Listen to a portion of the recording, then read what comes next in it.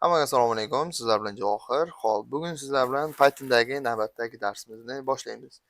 Xo'p, bugungi mavzumiz Pythonda shartlar va tarmoqlanish.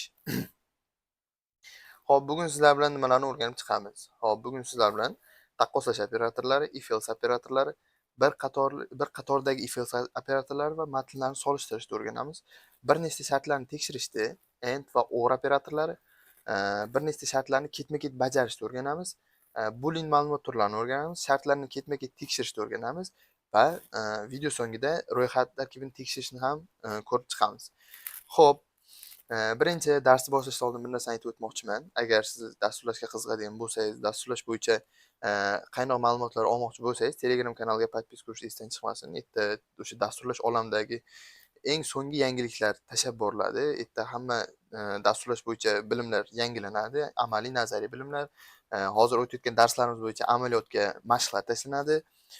U mashqlarda agar ishlanadigan bo'lsa, o'zim bemalol tekshirib ko'rib berishim mumkin. Ularni xatolarni tushuntirib, yana qo'shimcha ma'lumotlar berishim mumkin. YouTube'ga ham podpiska tashlash va kanalni qo'llab-quvvatlash uchun like bosish esdan chiqmasin. Bu videolarni muntazam ravishda chiqishiga, ya'ni videolarni tez-tez chiqib turishiga yordam beradi. Xo'p, birinchi shartlar va tarmoqlanish nimaga kerakligi bo'yicha ko'rib chiqadigan bo'lsak, hammamizda Google account bor, ya'ni email bor. Email ochayotganimizda biz uni kiritishimizda foydalanganmiz, ya'ni yoshimizni kiritganmiz, ismimizni kiritganmiz, jinsimizni kiritganmiz. Taqqoslash bizga shu narsadan yordam beradi. Oldingi yozgan kodlarimizni ko'rib chiqadigan bo'lsak, hammasini tepadan pastga qarab o'qib davom etgan. O'qish tepadan pastga qarab bajarilib kelgan hammasi. Taqqoslash va shartlar bir nechta kodlar ustidan sakrab o'tib ketish ehtimolini beradi. Ya'ni o'sha shartlar bajariladigan bo'lsa, qolgani shartlar bajarish kerak emas. Ya'ni bizni bitta shart qanoatlantiradi. Shunaqa shartlarni bajaray turgan kodlar ham, operatorlar ham mavjud. Bularni o'sha bitta misol tariqasida o'sha email ochishda ismimizni, yoshimizni, familiyamizni, jinsimizni kiritishimiz katta rol o'ynaydi bu narsada. Yana bitta misol kiritadigan bo'lsak, bironta ilovalarni ishga tushirmoqchi bo'lsak, uni kiritadigan bo'lsak, avval birinchi o'rinda nomer kiritamiz, ikkinchi o'rinda o'sha jinsimizni, uchinchi o'rinda tilimizni kiritamiz. Ya'ni qaysi tilda bo'lsin deb, o'sha ham tarmoqlanish shart operatorlariga kiradi. Bu tarmoqlanish operatoriga kiradi. O'sha shart operatorlari esa o'sha bir nechta kodlarni ustidan sakrab o'tib ketishga yordam beradi. Xullas, shunday qilib bugun o'rganadigan narsamiz birinchisi bu tarmoqlanish operatorlari. Taqqoslash operatorlarini ko'rib chiqamiz. Hamma bilsa kerak, taqqoslash operatorlari qanaqa, o'sha tenglik, katta kichik belgisi, yana o'sha nima desa bo'ladi? Tengsizlik belgisi ham bor. Katta yoki teng, kichik yoki teng, mana shunaqa belgilar ham bor. Ularni ham ko'rib chiqamiz. Xo'p, birinchi ko'rib chiqadigan kodimiz bu A ning qiymati 5 ga, B ning qiymati esa 6 ga teng. Hop, biz printda ikkalasining qiymatini tenglashni so'rayapmiz. Ya'ni ikkalasining qiymati tengmi deb so'rayapmiz. Agar o'sha ikkalasini qiymatlari teng bo'lsa bir-biriga, bu true qaytaradi, ya'ni to'g'ri. Agar xato bo'lsa false qiymatni qaytaradi. Hop, hozir buni amalda ko'ramiz. False, ya'ni xato. Bu degani A ning qiymati 5 ga, B ning qiymati 6 ga, ya'ni 5 6 ga teng emas degan javobni chiqaradi bizga. U mantiqan olib qaraganda ham bu to'g'ri emas. Bu shunchaki kod orqali tekshirish usuli, ya'ni yo'li, sodda ko'rinishdagi usul yo'li. Hop, keyingi ko'rib chiqadigan kodimiz sal boshqacharoq, ya'ni printdagi qism sal o'zgartirilgan. Buni ham A ning qiymati 5 ga, B ning qiymati 6 ga teng. Lekin print qismida A teng B minus 1, ya'ni qavsida B dan 1 qiymatni ayirayapmiz. Xo'p, bunda javob true chiqadi. Nega? Chunki B ning qiymati 6, lekin biz undan 1 dan ayirganimiz uchun u 5 ga aylanadi. Va A ning qiymati 5 bilan teng deyiladi va bu true chiqadi. Bu ham soddaroq ko'rinishi, faqat nima desa bo'ladi? Boshqacha sodda ko'rinish, lekin tepadagi ko'rinishga qaraganda boshqacharoq ko'rinishi. Hop, keyingi ko'radigan narsamiz matnlarni solishtirish, ya'ni taqqoslash. Hop, Anvar bor, ya'ni bosh harf kichkina harfda yozilgan Anvar bor. Katta harf bilan yozilgan Anvar bor. Bu ikkalasi bir-biriga taqqoslanyapti. Hop, bunda false chiqaradi. Hozir kodni ran qiladigan bo'lsak, false chiqaradi. Nega? Chunki biz ikkita stringni bitta tomonidan ikkita stringni bir-biriga tenglayapmiz. Bu bir. Ikkinchi tarafdan bittasini bosh harfi bor, ikkinchisiniki kichkina, ya'ni katta yoki kichkina. Bir-biriga solishtirganda buni false chiqaradi, ya'ni xato chiqaradi. Bir-biriga teng emas. Chunki o'sha bosh harfi bilan farq qilyaptimi? Demak, u xato, ya'ni false. Xo'p, keyingi ko'rib chiqadigan kodimiz 10 ning kvadrati kichkina 2 ning 10 darajasidan. Bu hisob-kitobga bog'liq. Endi hisob-kitob qilinadigan bo'lsa, true chiqyapti. Ya'ni 10 ning kvadratiga qaraganda 2 ning 10 darajasi katta. Ya'ni 2 ning 10 darajasi 10 ning kvadratidan katta degan javobni olamiz. Xo'p. Keyingi ko'rib chiqadigan narsamiz ism. Ismning qiymati ahadga teng. Print ism ahad. Ya'ni ahadga tenglayapti ismni. Bosh harf, faqat bunda bosh harf katta harf yozilgan. Uchinchisida ism title ahad, ya'ni bosh harfini katta harfda qilib yoz deyapti. Hop, bunda ikkalasi ham true. Ya'ni bu yerda ism tenglanyapti ahadga, o'sha bosh harf bilan farq qiladi. Pastda esa title bilan keltirilyapti. Title bu o'tgan darslarda o'tib ketdik. Title metodi qiymat o'zgaruvchining qiymatini bosh harfini katta harfda, ya'ni ro'yxat elementlarini bosh harfini katta harflarda chiqarib beradi deb o'tgan edik oldingi darslarda.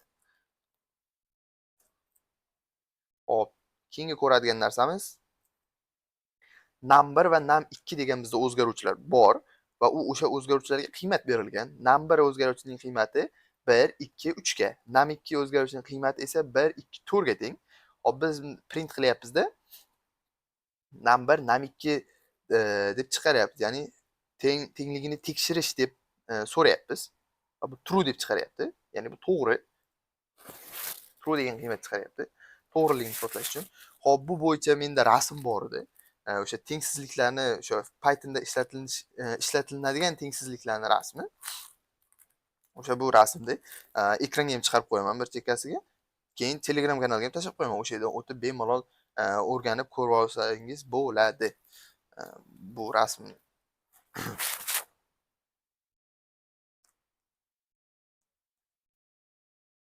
Oxirgi ko'rgan kodimizda o'sha num1 teng emas, num2 ga demoqchi. Ya'ni bu to'g'ri. Hop, keyingi ko'radigan kodimiz 9 ning kvadrati katta yoki teng 7 ko'paytirib 9 plus 18 dan. Ya'ni katta yoki teng bo'lish ehtimoli ham bor, yo katta bo'lish ehtimoli ham bor bu narsani. Hozir 9 kvadrati 81, bu yoqda 7 ni 9 ga ko'paytiradigan bo'lsak 63, 63 ga 8 qo'shadigan bo'lsak 81 chiqadi. Ya'ni teng. Ikkita taraf ham teng. Hozir buni run qiladigan bo'lsak true chiqadi.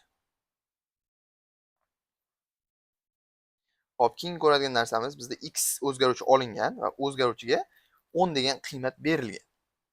Ya'ni x ga 10 degan qiymat berilgan va pastda print x ni x ga ko'paytiryapti va x ning kvadrati deb yozyapti. Ya'ni bu string ko'rinishda. Pastda bo'lsa float, f stringdan foydalangan holda float metodidan foydalanib yozilyapti. Buni run qilamiz. Bizda type error beradi. Nega?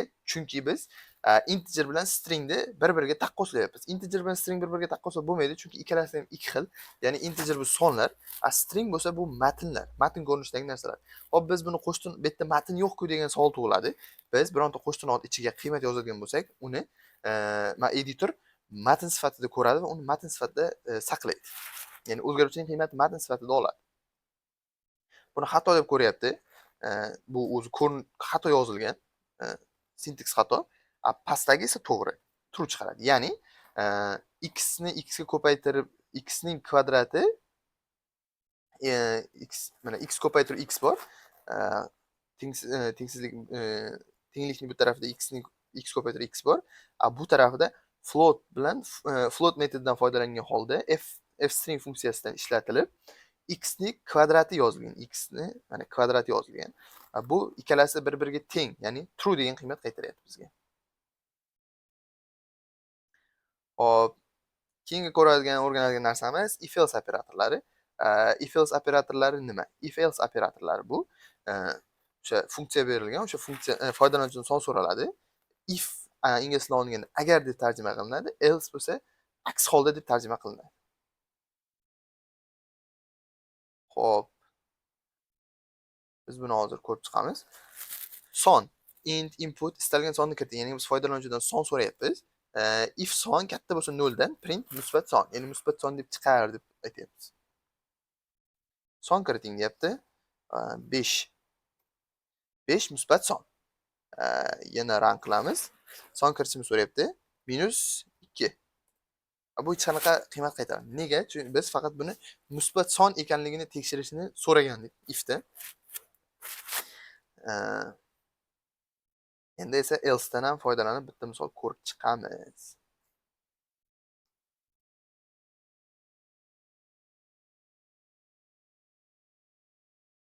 Ya'ni yosh degan o'zgaruvchi oldik. Foydalanuvchidan so'rayapmiz, yoshingizni kiriting deyapmiz. Agar yoshingiz 7 dan kichkina bo'ladigan bo'lsa, sizga avtobus chiptasi bepul, ya'ni sizga avtobus bepul. Agar sizning yoshingiz 7 dan katta bo'ladigan bo'lsa, chipta narxi 5000 so'm. Bu o'sha avtobusdagi avtobusdan foydalanuvchilarni aniqlashda yordam beradi. Bu ham endi qisqa misol tariqasida ko'rib chiqilgan. Xo'p, biz yoshni kiritishni so'raymiz. 5 yosh. Sizga avtobus bepul. Yana kiritish so'raymiz. 18. Chipta narxi 15000 so'm. 5000 so'm. Bunda bizga chipta narxini chiqarib beryapti. Xo'p, endi keyin ko'radigan narsamiz bir qatorli if else. Ya'ni bir qatorga yozilgan if else. Xo'p, yosh so'ralyapti. Yoshingiz nechida? If yoshingiz katta bo'lsa 65 dan print siz COVID-19 guruhida ekansiz. Ya'ni 65 dan katta bo'ladigan bo'lsa, siz COVID-19 risk guruhiga kirasiz deyapti. Run qilamiz. Hop, sal ko'taramiz. Hop, 45. 45 shu bilan kod tugadi, ya'ni print qismiga o'tadi. If qismida o'zi tugadi. Endi yana qayta run qilamiz. 65 dan katta 85.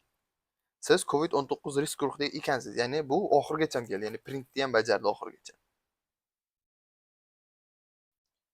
Xo'p. Keyingi ko'radigan narsamiz bizda yana ikkita o'zgaruvchi bor va ikkita o'zgaruvchiga qiymat berilgan. Faqat bular o'sha bir qatorga yozilgan, ya'ni x va y ning qiymati 25 va 50 ga teng. Print agar x y dan katta bo'ladigan bo'lsa, x y dan katta deb chiqar deyapti. If else print y x dan katta deb chiqar deyapti. Va bunda y x dan katta, ya'ni x kichkina y dan deb chiqaryapti. O'zi qiymat taraflama qaraganda ham shunday. 50 25 dan katta. Endi bo'lsa matnlarni solishtirishni ko'rib chiqamiz. Hop, bu bo'yicha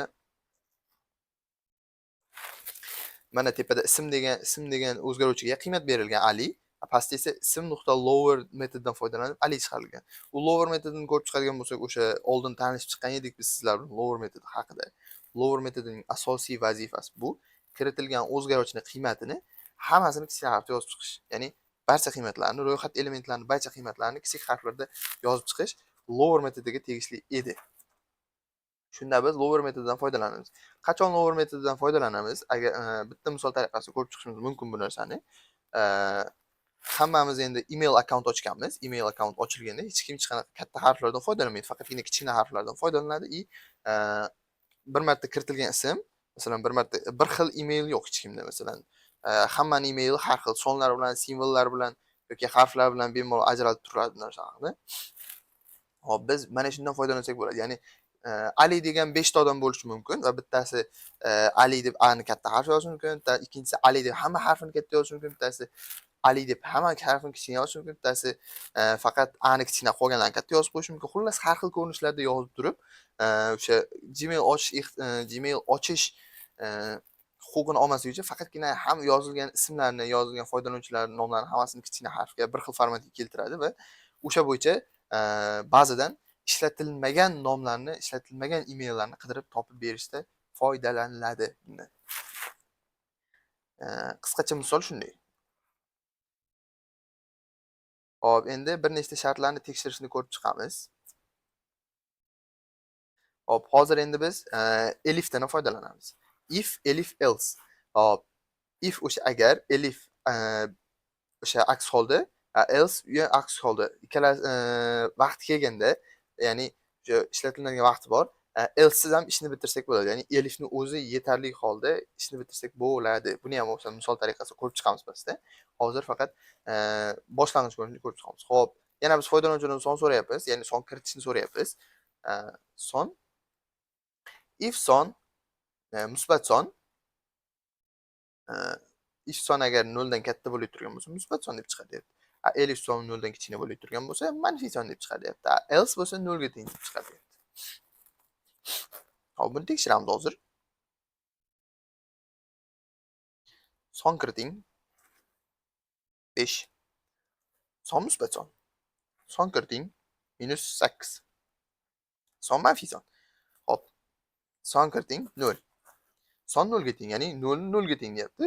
Manfiyni manfiy, musbatni musbat.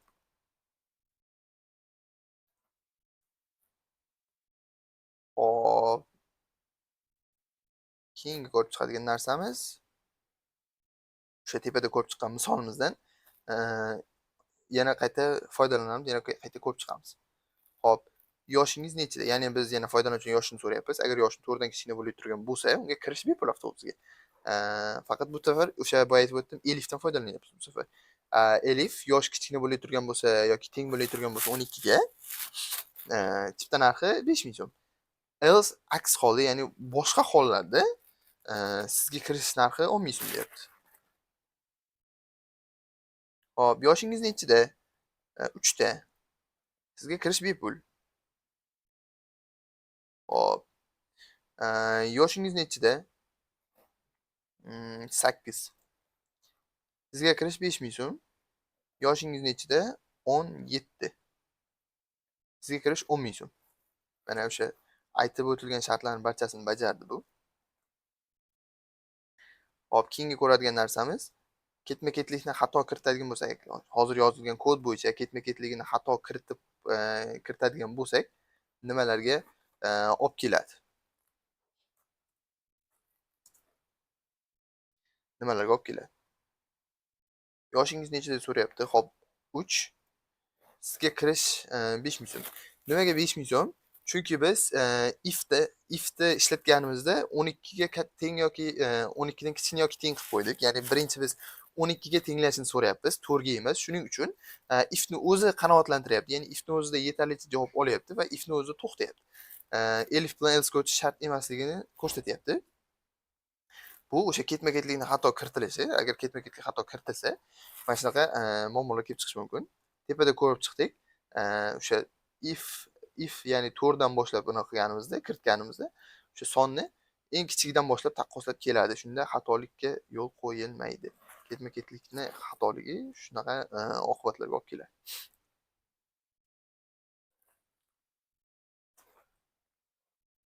Keyingi ko'rib chiqadigan narsamiz ikkita elifdan foydalanyapmiz bunda. Yoshingni kiritishni so'rayapmiz, ya'ni yosh nechidaligini so'rayapmiz. Agar yosh 4 dan kichkina bo'lib 4 ga teng yoki kichkina bo'lib turgan bo'lsa, price 0, ya'ni 0 so'm tekin. Elif yoshi 12 ga teng yoki kichkina bo'lib turgan bo'lsa 5000 so'm. 60 ga teng yoki kichkina bo'lib turgan bo'lsa, ya'ni 60 dan 10000 so'm. Aks holda 8000 so'm. 65 kichkina bo'lib turgan bo'lsa, 65 ga teng yoki kichkina bo'lib turgan bo'lsa, shunday. Hop. Biz yoshimiz 3 ta. Sizga kirishingiz 0 so'm. Yoshimiz 15 ta. Sizga kirishingiz 10000 so'm. Hop, shu yerda shunday xatolik ketibdi. Qanaqa xatolik? Shu belgida xatolik ketgan. 65 ya'ni yosh 65 dan katta bo'lib turgan bo'lsa 10000 emas, qariyalarga chegirma sifatida 8000. Aks holda 10000. Endi ran qilamiz. Hop. Yoshingiz nechida? 85 ta. Bizga 8000 so'm. Nimaga 8000 so'm? Biz hozir qariyalarga chegirma qildik. Ya'ni shu joyda o'zi kodni o'zgartirdik. Qariyalarga chegirma sifatida 8000 so'm qildik. aks holda bo'lib turgan ya'ni 12 dan katta, lekin 65 dan kichik bo'ladigan bo'lsa, hamma foydalanuvchilarga 10 ming so'mdan.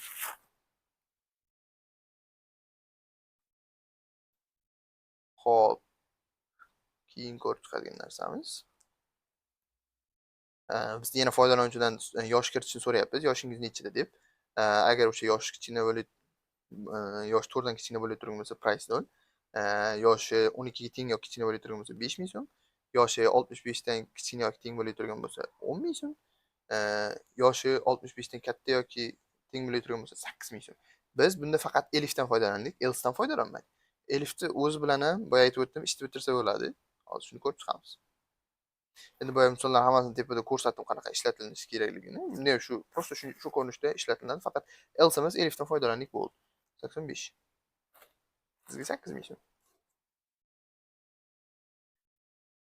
Shu ko'rinishda bo'ladi. Xo'p, keyingi ko'radigan kodimiz. Endi or operatori bilan tanishamiz.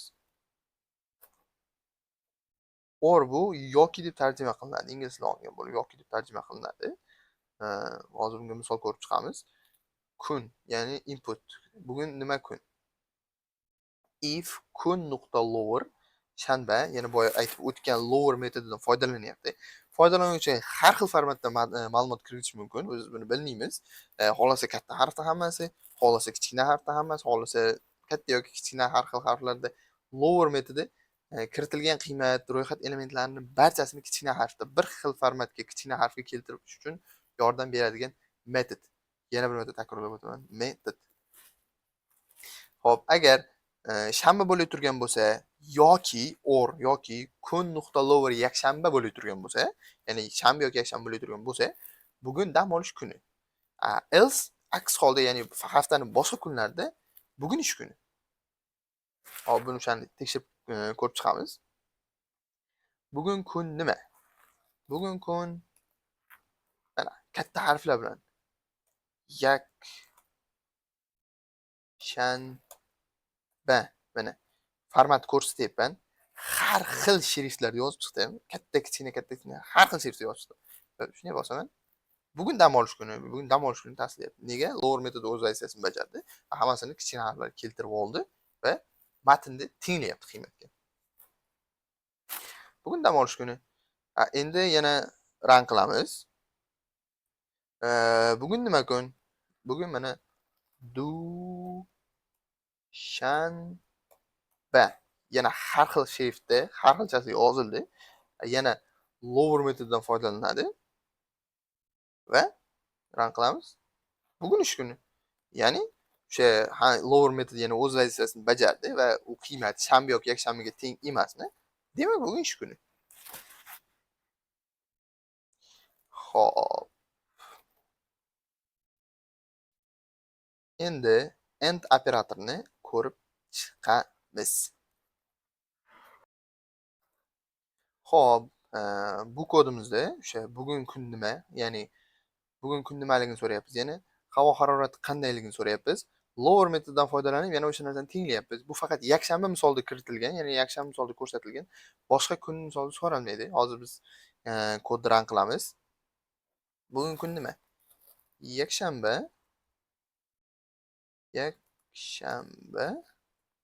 Havo harorati qanday?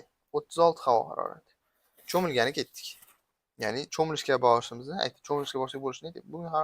Bugun kun nima? Bugun kun yakshanba. Ya'ni dam olish kuni. Havo harorati qanday?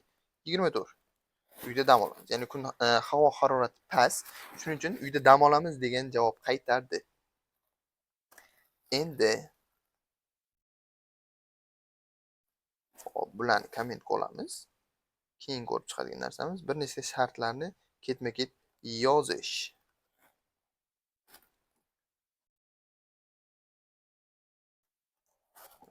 Bir nechta shartlarni yoshingiz nechida? If yosh katta kichkina bo'lib turgan bo'lsa 7 dan or yosh o'z bo'lib turgan bo'lsa and kun, ya'ni chorshanba bo'lib turgan bo'lsa print bugun siz uchun muzeyga kirish bepul. Kunni kiritib o'tishimiz kerak bu yerda. shunchaki bu yerda ochib qo'yadigan bo'lsak, to'g'rilanadi. Hop, run qilamiz. Bugun nima kun? Chorshanba. Chorshanba misolda ko'ramiz. Chorshanba. Yoshingiz nechida? Hop, bu yerda necha yosh ko'rsatilgan? Agar 7 yoshdan kichkina yoki yoshi o'zi bo'lib turgan bo'lsa, masalan 5 yosh. Bugun siz uchun muzeyga kirish bepul, ya'ni tekin. O'sha bitta ham bir nechta shartlarni ketma-ket yozishni o'rganib chiqsak bo'ladi.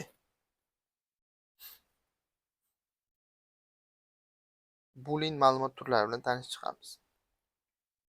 Boolean ma'lumot turlari o'sha misol tariqasida ko'radigan bo'lsak, narx, ya'ni 15 narxni 15 mingga tenglayapmiz. Narx degan o'zgaruvchi olyapmiz. Choy degan o'zgaruvchi olyapmiz. True. Salat degan o'zgaruvchi olyapmiz. False. Bitta shularni misol tariqasida ko'rib chiqamiz. If choy va salat narx teng narx plus 10 ming, if choy and salat teng 5 ming bo'lib turgan bo'lsa, jam summani chiqar. Jam summa 15 ming so'm. Ya'ni 10 ga 5 ming qo'shilyapti, 15 ming so'm chiqaryapti. Hop, shartlarni ketma-ket tekshirishni ko'rib chiqamiz. Hop, bitta narx bor. Choy, salat, non, assorti. Hop, shu yergacha ochadigan bo'lsak. Narx berilgan, choy true, salat false, non true, kompot true, assorti false. If choy, ya'ni mijoz choy olay turgan bo'lsa, narxga 3000 so'm qo'sh deyapti. If salat olay turgan bo'lsa, mijoz salat oldi deb chiq yozdi deyapti, yana 5000 so'm qo'sh deyapti. If mijoz non olay turgan bo'lsa deyapti, mijoz non oldi dedi, 2000 so'm qo'sh deyapti. Kompot olay turgan bo'lsa deyapti, narxga yana 5000 so'm qo'shdi, mijoz kompot oldi deb chiqar deyapti. If agar salat olay turgan bo'lsa, mijoz salat oldi, ya'ni mijoz assorti oldi deb chiqardi, unga 15 ming so'm qo'sh deyapti va hammasini so'ngida, hammasi oxirida hamma narxini chiqadi. Bu jami 25 ming so'm. Bu endi o'sha kafelardagi shot yozilib turgan apparaturani skript ko'rinishi, o'sha apparaturani skript ko'rinishida yozilgani. Endi in operatordan foydalanamiz. Menyuda osh, qozongo'v, shashlik, norin, somsa bor va manti in menu, ya'ni manti menyuda bormi deb so'rayapti. Manti menyuda yo'q. Keyingi menyuda osh, qozon, kabob, shashlik, norin, somsa. Osh menyuda bormi?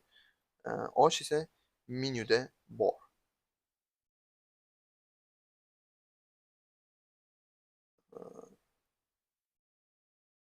Osh menyuda bor.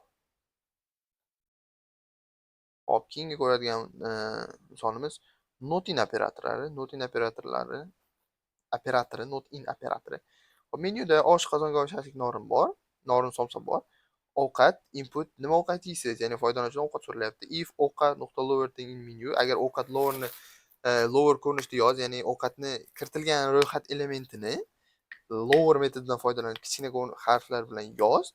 Agar u menyuda bo'lib turgan bo'lsa, buyurtma qabul qilindi deb chiqar deyapti. Agar menyuda bo'lmaydigan bo'lsa, u afsuski bizda bunday ovqat yo'q degan javobni chiqar deyapti. Biz kiritamiz. Nima ovqat yeysiz? Hozir biz menyuda bor ovqat tanlaymiz birinchi. Somsa. Buyurtma qabul qilindi. Endi biz menyuda yo'q ovqat tanlaymiz. Qozongo'v, shashlik, norin. Nima ichish mumkin? Manti. Ye. Kommentga yozildi. Manti. Afsuski, bizda bunday ovqat yo'q. Ya'ni bizda bunday ovqat mavjud emas. Skript o'z vazifasini bajardi.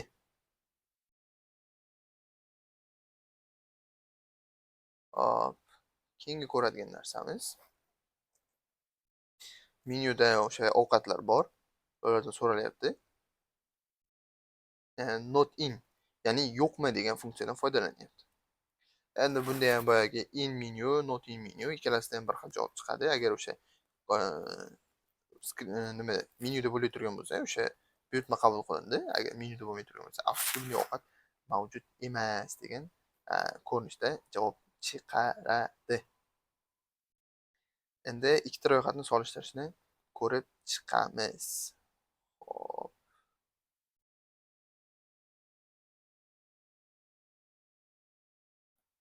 Ikkita ro'yxatni solishtirish. Hop, bizda menyu degan ro'yxat bor, ularda ro'yxat elementlari bor.